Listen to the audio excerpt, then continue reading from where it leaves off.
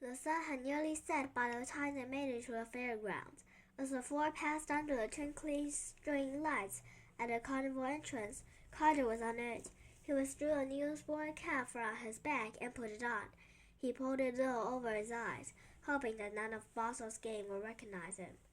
"Let's get some ride ticket," Leila said, grabbing Theo and pulling him over the ticket booth. While the others waited in line, Carter found himself alone with Ridley by the twinkling gate.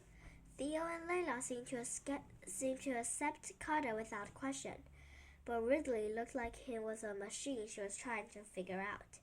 "So?" Ridley asked, point blank. "What's your deal?" "My deal?" "Yeah, where are you from? Where do you live? Where do you go to school? Why are you here?" Ridley asked. "It's complicated," Carter answered honestly. "So tell me." Carter kicked some spilled popcorns on the ground. He wasn't sure how to answer, but the silence was growing tense. "I'll be blunt," Ridley said. "I want you to know that I don't trust you. Not one solid inch. I voted for you not to see the secret room. Theo and Leila see the best in people. I don't. Funny how we just spent hours together and I still don't know a single thing about you. So, I'll ask one last time. Why are you here?" "Here in Mineral Wells?" Carter asked, shaken by Ridley's aggressive questioning. Quickly he lied. "My parents and I are staring at the Royal Spruce Hotel."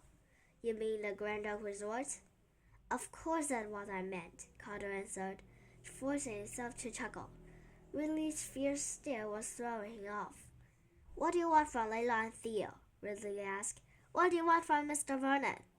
"Nothing," Carter said. "Nothing. I don't want anything from anyone. I never have." "That's not true," Ridley said. Everyone has something up their sleeve. Dozens of thoughts rolled around in Carter's head. He wanted a home. He wanted a family. He wanted to have friends. But none of those things were realistic. At least not until it came to Mineral Wells. Right now, Carter was just trying to hold on the happiness he had found since meeting Mr. Vernon the previous night. But how did he say all of that to Ridley or Leila or Theo without sounding like a total wastrel? Wastrel is another word for vagabond, that horrible term. The three would vanish him faster than he knew how to vanish himself. "I'm not a bad person," he whispered. "You didn't answer my question." Ridley's stare was unbearable. "What do you want here?" "To be alone, okay?" Carter snapped. He felt tears in his eyes, but he wasn't sure. Quickly he wiped at them. "You don't know what it'd be like to be alone." Ridley flinched. "You'd be surprised what I know." The two stood in silence for a moment, then looked at Theo and Leila, who were laughing and smiling in a ticket line. "They had it easier than most," Ridley said quietly. "That's why they so fast accepted the others. Me? Everyone treats me like I'm different. I'm not different. Not that different. I'm just me." He softened. "I wasn't trying to be a jerk to you or anything. I was just protective of my friends."